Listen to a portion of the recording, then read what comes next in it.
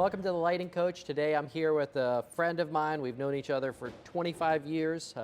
Dave Helpard. Dave's run DH Custom Scapes in Prince William County, covers all of Northern Virginia, really a premier landscape designer in our area. And I wanted to bring in his perspective of how he's built his business. We have a lot of people that are in the landscaping industry that also do lighting and have lighting on their projects. And Dave's a pro, been around for a long time. So I want to welcome Dave Helpard. Thanks, to appreciate the Lighting it. Coach. So Dave, we first met each other 2001 or 2, yeah. When I first moved up here, I was working in, I think, Lake Manassas, and you pulled up on the job. It was one of your customers. So we've been working around each other for a long time. Tell me about how you got started in landscaping, where you came from. Well, I'm from upstate New York and moved down here and worked for Rupert Landscape Company right out of college. Yep. Went down, cleaned up Hurricane Andrew in '91, I think it was. And then came back, I left Rupert, got in the car business for a brief stint, and then started my own company because I'm just like everybody else. I don't have time for people to say, oh, you got a 12 to 3 or 12 to 4 window when we're going to be there, and then they don't show up, and you wasted your whole day waiting for somebody. Yep. So I made sure that we don't do that kind of thing. So it's been 30 years, like you said, and there's a lot of people that are no longer in business. Yeah. A lot of your competitors came and went. They come and go, and it's a lot of people just talk about it's all about price. Yeah. Well, those are not my customers. Yeah. Because you can have a cheap price, but terrible quality. Yeah. And then you buy cheap, you buy twice. Yeah. Or you have an expensive product and you put it in cheaply and you're out of business in no This time is at true. all. That's true. So for the guys that are getting started in landscaping or they're a couple years into it, go back to starting off. What was it like starting off your business? Well, it was. You had a trust fund that you could get started with? No, I borrowed $1,200 from my mother-in-law. Okay. Because I had paid off all my bills to start my company. Yeah. And then I had no money after that. So I borrowed $1,200, and I knew I had 30 days to make that money to pay her back. Yep. So I paid her back $6,000 because I wanted to have that titanium credit rating with her. Yeah. And never look back. Yeah. Just every month you just keep going. Every job you got to make money every week. Every job. So that's it was not easy. Anybody that thinks, oh, they own their own business, so they're gazillionaires, they don't do much, they just ride around in a truck, which is what people think I do. Yeah. At this point, I don't pick up a shovel unless I'm handing it to somebody that I just bought it. Yeah. I'm handing it to my guys. I don't dig holes, I don't mow lawns, but I've built a monster and now I have to keep it fed. Yep. So we got to constantly get jobs, and it really boils down to I got really good people that work for me, and they allow me. I'm doing this for a half hour, whatever it is, and I've got people that are still working. Still making your money? Still making money. So starting off, you were in the dirt? I was in the dirt. Yeah. I was doing all the plantings and the laying stuff out, and it's one of those things you have to build relationships with the nurseries. Which nursery is going to give you a discount? Some nurseries said you have to spend a certain amount of money before we're going to give you a discount. Yeah. Others said we'll give you the discount on what you're projecting you're going to do. So you just have to try to work it out that way, but you got to build relationships with the nurseries to get good jobs. Yep. You're only as good as your plant material. Means you're also paying them on time and all of that goes into like any relationship. That trust is so important. And even now, doesn't matter what is going on in your business, if you don't pay your people, somebody else will. Yeah. Because that's the biggest thing is employees, because they're not easy to get, and when you get good ones, you keep them forever. Yeah. What's the longest employee you've had? I got one guy that's been 19 years. Yeah, that's awesome. So, and you don't do anything for that matter for 30 years. without being good. Yeah. You know, you've been doing lighting a long time, and there's hundreds of lighting companies, and there's not a lot of good ones. Yeah. You know, their fixtures are not straight. I know that's a pet peeve of yours. Every fixture's got to be perfectly straight. You know, they use cheap wire, so the further the distance away from the transformer, the dimmer the lights. Yep.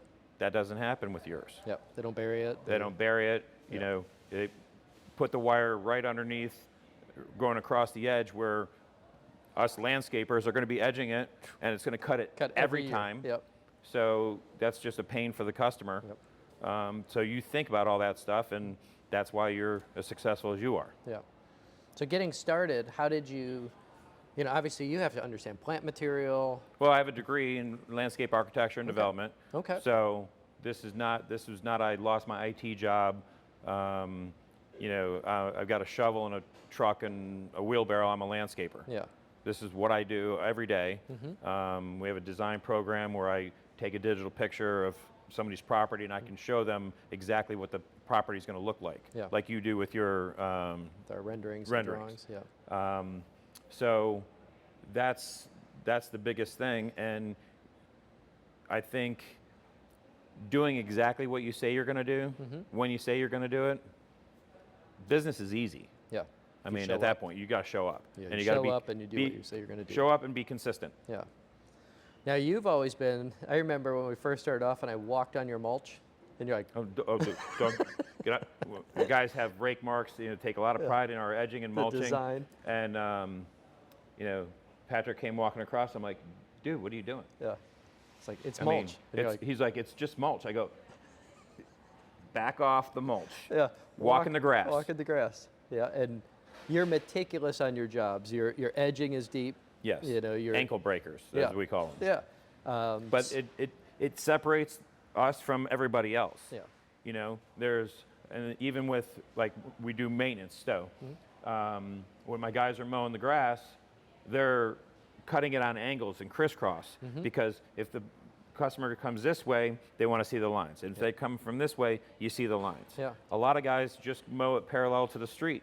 You only see the lines when you pull in the driveway. Yeah. And that gets us a lot of jobs just because I want my yard to look like that. Like that.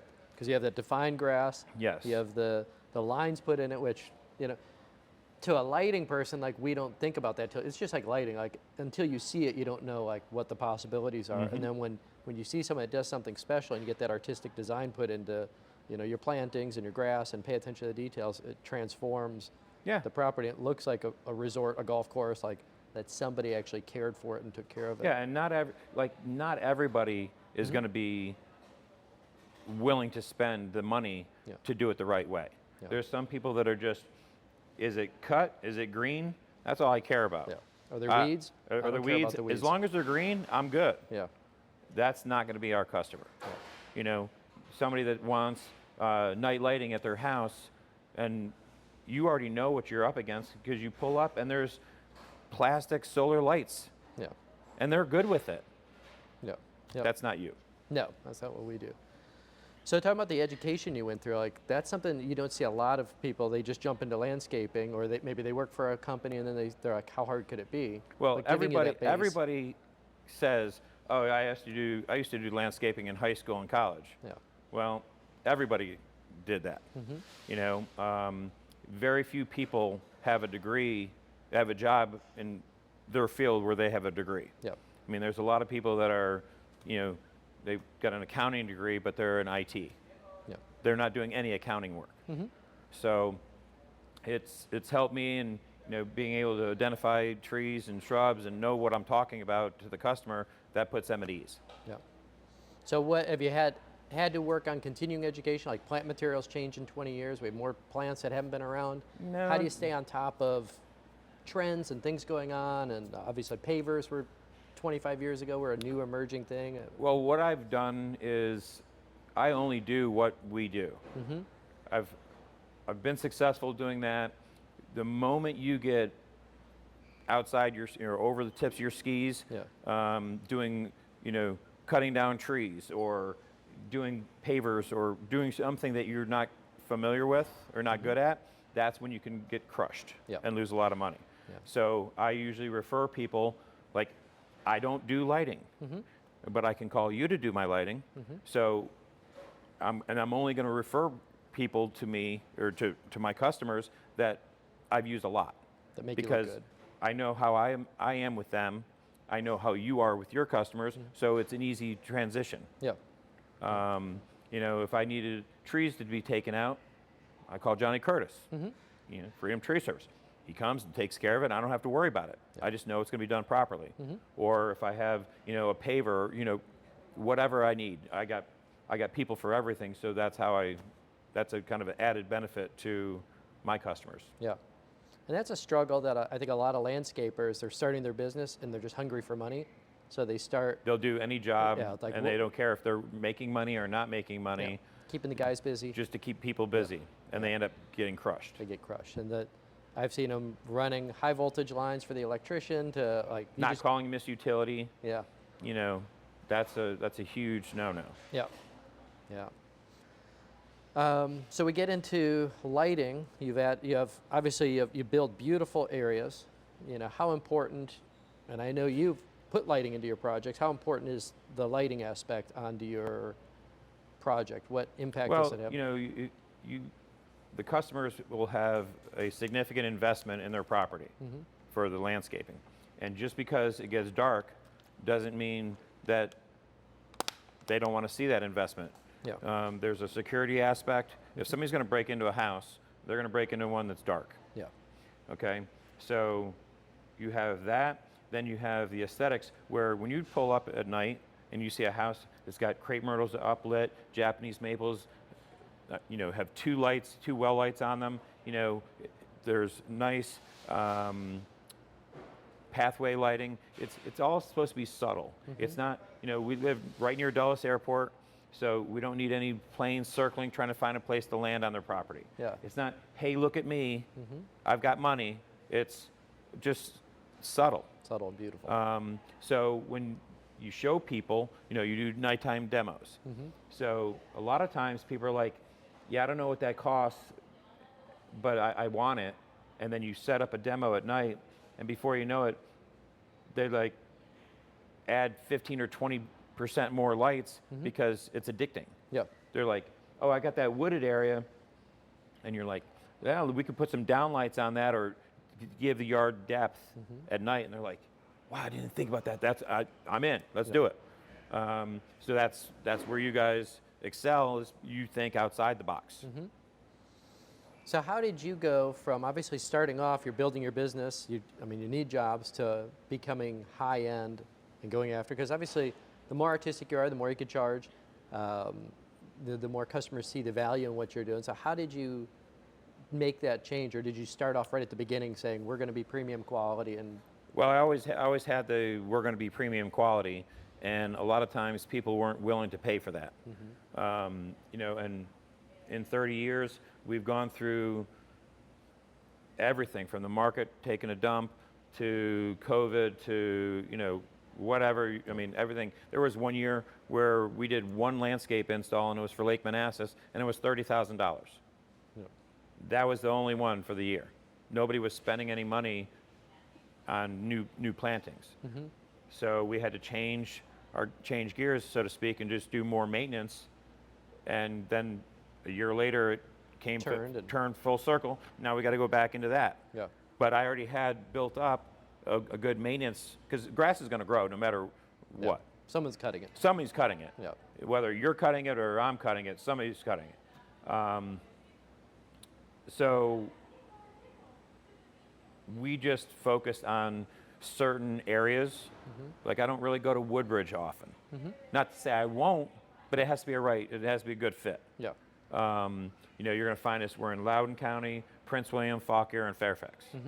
So in this Northern Virginia area, there's plenty of people that want things done the right way and want people that respect their time. And that's just, those are the areas that we focus on. Yeah. You focus on the customers that are willing to pay for your expertise. Correct. And So that's always challenging. What would you say are the biggest challenges you had getting started off, and now that you're 30 years into it, you have a great reputation, what are the biggest challenges that you struggle with? Or The biggest challenges are, well, now it's the data centers moving in. Yep. So, How is that a challenge for you? well, they're taking up land that nurseries are using. So one of my nurseries in Gainesville is going to be relocating to Front Royal, which I'm not going to Front Royal to pick up plant material Yeah. when most of my jobs are in this area. Yeah. So that becomes a struggle. And then the labor force, that's the number one thing. Yeah. You know, getting good people and I pay my guys a lot of money. And I do that because they're well trained, they know the job inside and out, and they're not going to blow grass clippings up in somebody's mulch that they just paid you a couple $1,000s to mulch and get the nice rake marks. Rake marks don't look good with cut grass all over it. Yeah. So that's one of the biggest things. If you can get good people and keep them energized, because you know what? It's 105 degrees outside and it's humid and they're still mowing and they're still working. It's not easy. No, it's tough work. It's not easy. So you know, every truck's got a Yeti cooler on the back full of ice and drinks. Yeah. It's little things that you do to show the guys that you appreciate them, and they're going to do whatever. They'll walk through walls for you. Yeah. And that's a misconception. A lot of times people in business, they look at labor costs as just being an expense and how do we get labor as cheap as possible. And we've always looked at it to say, you know, if they could go and get out of that 100-degree day and go to work for Amazon or, you know, FedEx or something for the same money, you're just going to constantly Some McDonald's are paying $15 or $17 an hour. Yeah. At McDonald's. So you have to be paying. You got to be paying more than that. Yeah, you have to be paying. I mean, it's harder work.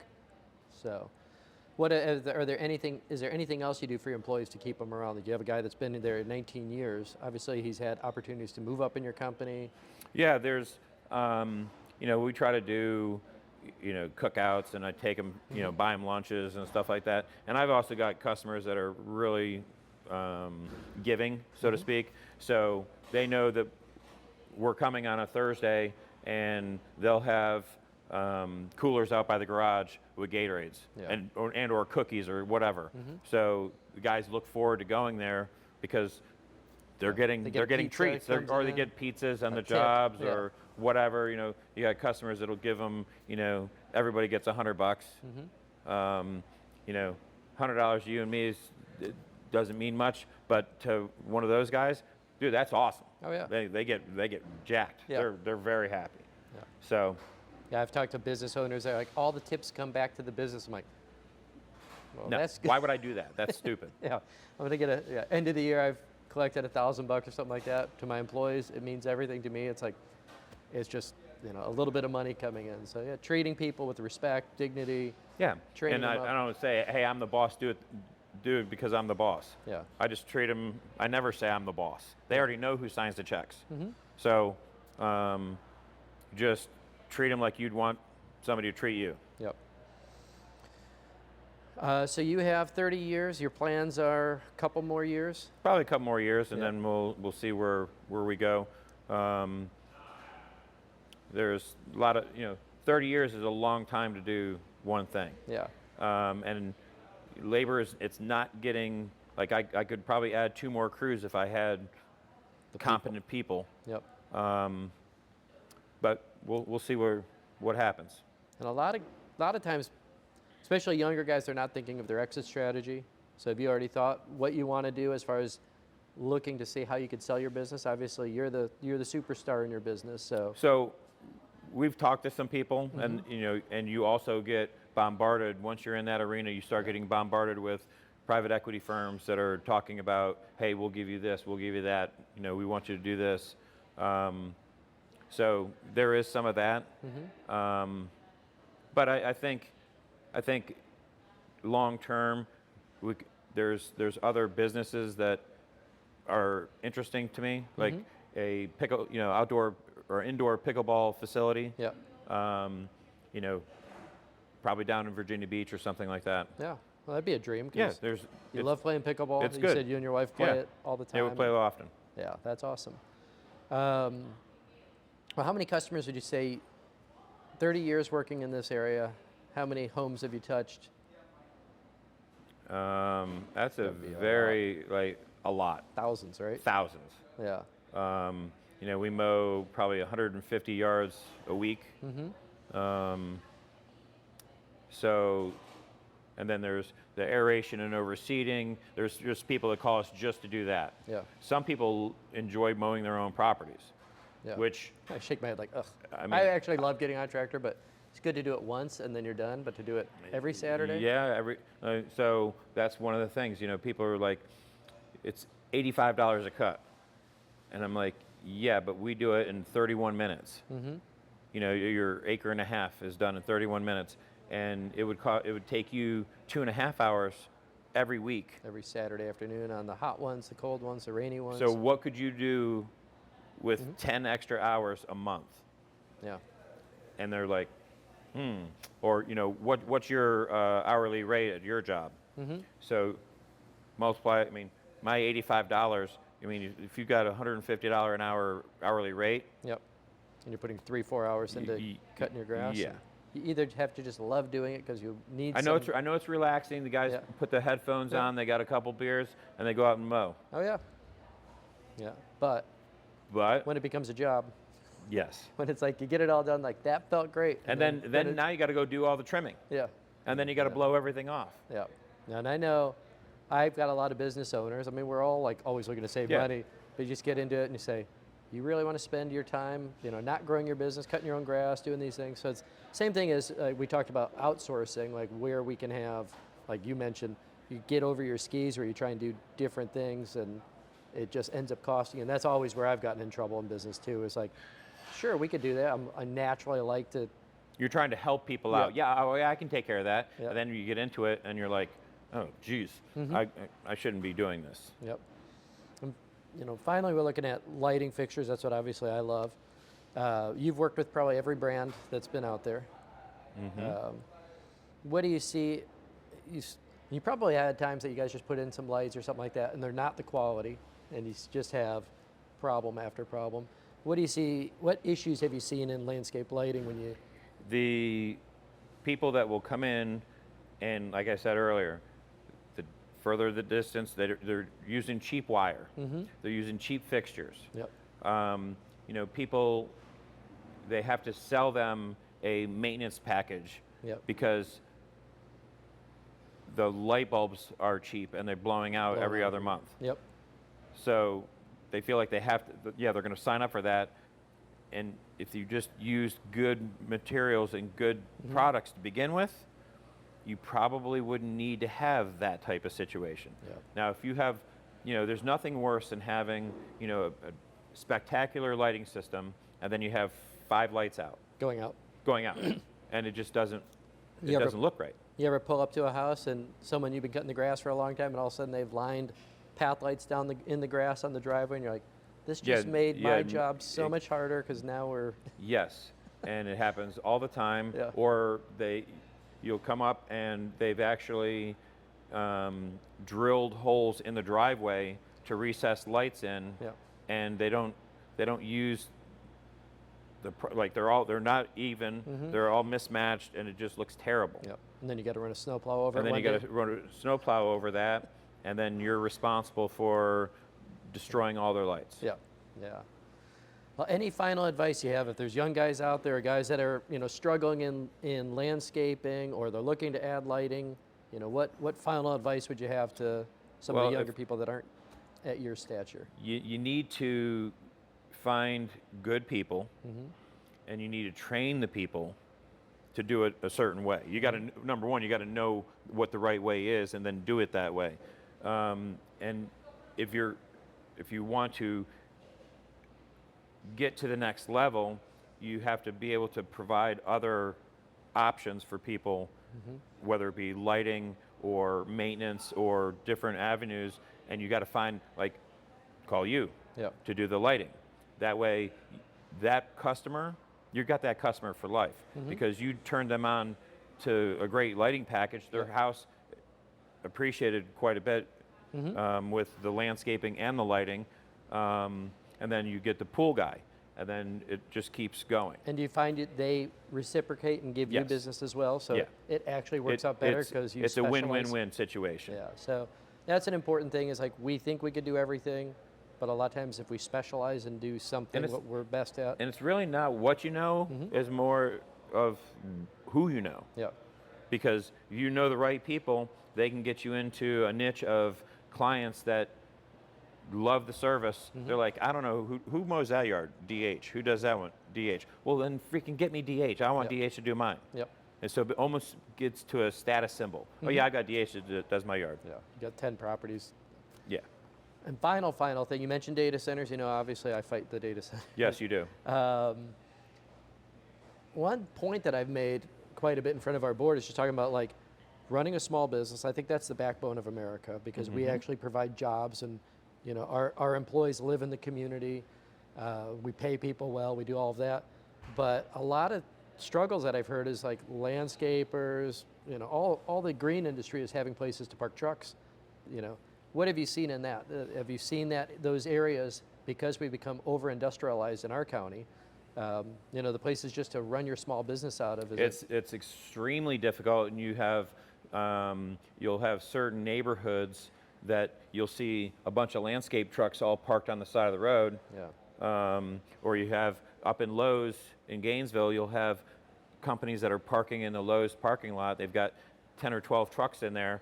I don't know if they've got permission to do that, but they're just putting them there because they got nowhere else to park them. You can't park them in residential. Can't 'cause park them in a residential you'll area 'cause annoy the neighbors. The HOA goes crazy. Yep. And if we take away all the smaller areas that we're designated, and we just build them out for a giant industrial fence.